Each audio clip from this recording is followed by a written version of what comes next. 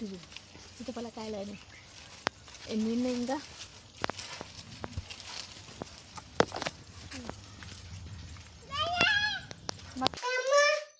గుళ్ళో ఉంటే బాగుంటుంది.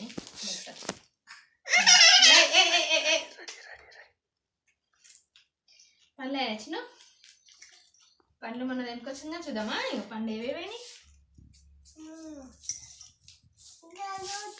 నీకోట సరే.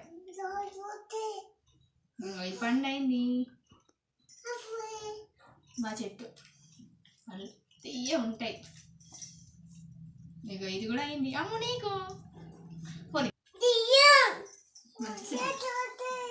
తీసిస్తా.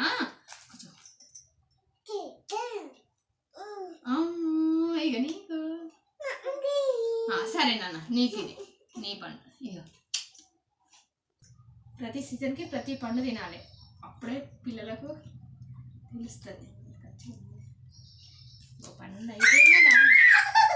మా పిల్లలకు పండ్లు అంటే చాలా ఇష్టం, అన్నం కన్నా పండ్లని ఎక్కువ. నీకు